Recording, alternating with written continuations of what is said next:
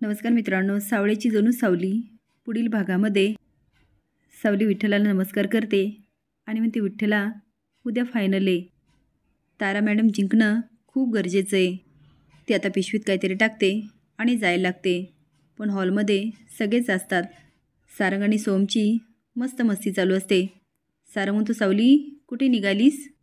ती म्हणते, उद्या फायनल आहे ना, त्याची तयारी करायची आहे.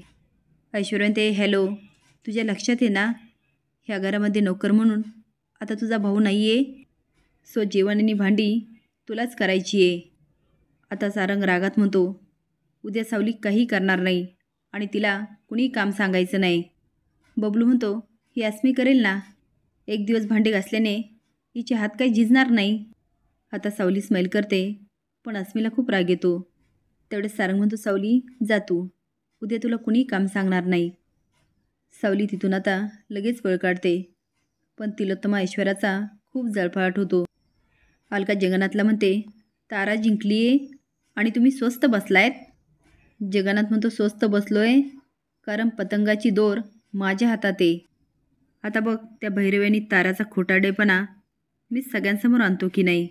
फायनलसाठी सावली रिक्षातून जात असते, पण रिक्षावाला मात्र रिक्षा काय नीट चालवत नाही. सावली म्हणते, दादा चला ना पटकन, खूप उशीर होतोय. त्या नादात रिक्षावाला जोरात चालायला लागतो आणि एका मुलीला उडवतो.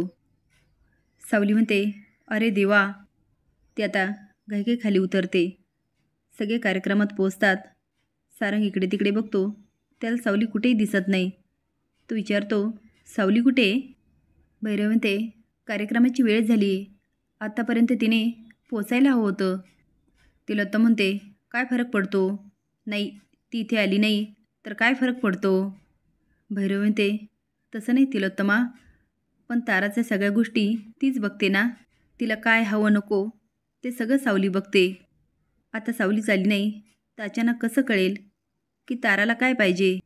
तिलोत्तम म्हणते, मग दुसरी मुलगी असिस्ट कर. त्या मुलीजवळ एवढं काय ठेवलं आहे?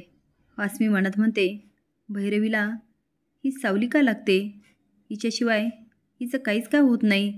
नाही, याच्यामागे नक्कीच काहीतरी आहे, शोधून काढायला पाहिजे. आता कार्यक्रमाची वेळ होते आणि जज अनाऊन्स होतात.